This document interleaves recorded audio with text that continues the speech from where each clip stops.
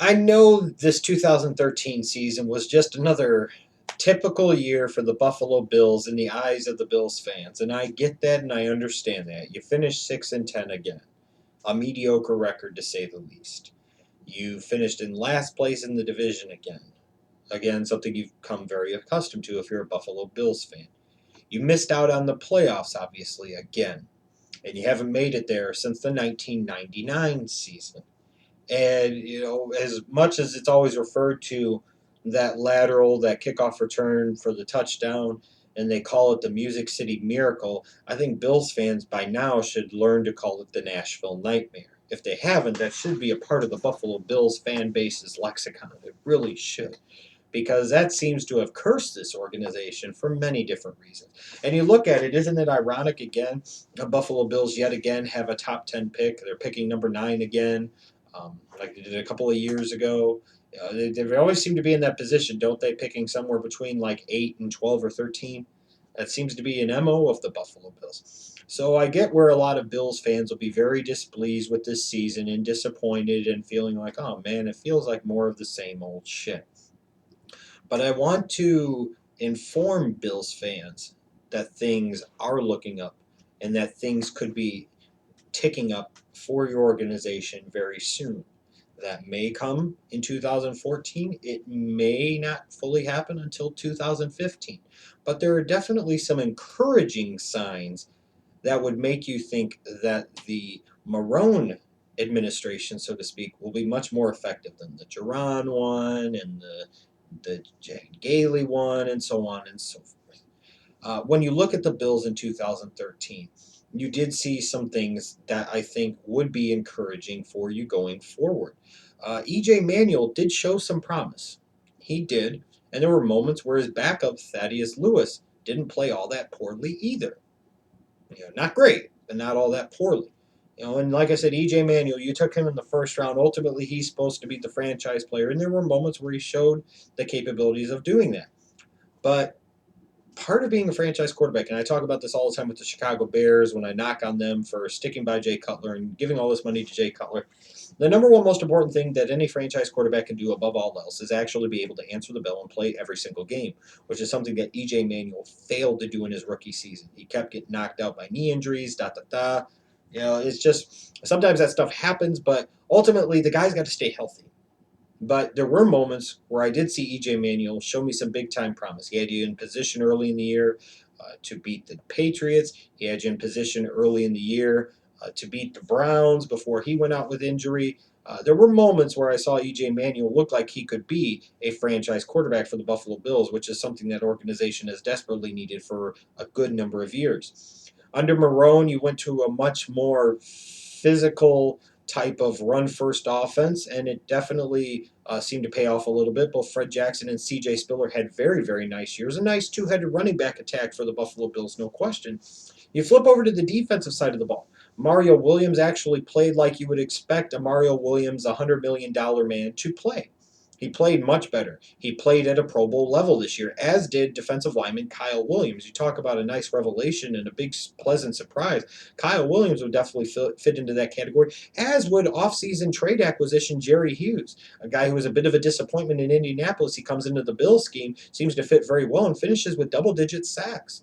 Not to mention the huge breakout season from rookie second-round pick middle linebacker Kiko Alonso. You look at the Bills on the defensive side of the football, and you see some promise there. You see some talent there. Leotis McKelvin, a former first-round pick, played very, very well this year. Was a very improved player, in my opinion. So there's definitely some reason for optimism, some reasons to be encouraged if you're a Bills fan. And one of the reasons I think is because of this past draft, their 2013 draft class. When you look at it, EJ Manuel, if he can stay healthy, I believe will eventually prove out to be a franchise NFL quarterback.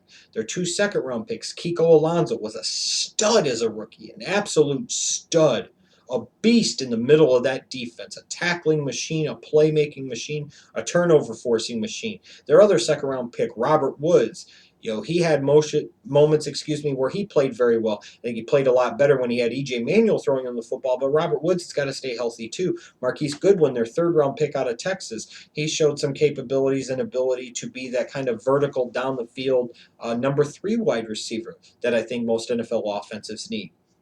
There was some talent in this draft class. Duke Williams, their fourth round pick. We'll see what he does going forward in 2014 and beyond. We'll see if Dustin Hopkins, their sixth round pick at kicker out of Florida State, we'll see if he's able to stay healthy in 2014, if he's able to take the kicking job. That'll mean that draft class is contributing even more. Even maybe the seventh round pick like Chris Gregg, who got a little bit of action this year as a reserve tight end, maybe he'll get more into the flow as the seasons progress. So this was a very good draft class for the Buffalo Bills, and if you get more out of Woods and you get more out of EJ Manuel in particular, the draft class is going to look that much better. And for somebody like me, I am incredibly huge on history, and I'm incredibly huge in talking about the NFL draft. And I believe one of the key indicators when you are looking for teams that are going to, improve dramatically and get a lot better and change their fortunes in a couple of years, you look at their drafts and you see how those drafts work out, and you look at the Bills and you say their 2013 draft class is pretty good. You get another good draft class in 2014, all of a sudden by 2015, the 2013 class will be in their third season, the 14 class will be in their second season, and you maybe have one or two key players out of that 15 draft class, and now you're talking about a definite playoff team, no question about it, in my opinion. But one of the key things the Bills are going to have to figure out in this offseason is which direction they're going to want to go in the draft, because primarily that's how this team is ultimately going to have to be built, is through the draft. And are they going to sit there and focus on the defensive side of the ball early in this next draft, or are they going to do what I feel they should do and what they need to do in this next draft, which is focus on the offensive side of the football? Look, the bottom line is you spent the 16th overall pick on EJ Manuel, a quarterback. He was the first quarterback selected in that draft. You took him for a reason, because you believed he could be the man. You believed he could be the franchise quarterback. You believed he could be the first real franchise quarterback you've had since Jim Kelly. And in order to help assist him in becoming that, and to make sure you get the maximum return on your investment as an organization, you are going to have to, and I emphasize again, have to surround him with pieces, surround him with talent, put him in the best possible situations to succeed. So what does that mean? You look at this offense, they could use some help on the offensive line, at tackle in particular. Whether that means a left tackle to move Cordy Glenn somewhere else, or a right tackle to come in and play on the other side. Either way, offensive line help would be greatly appreciated.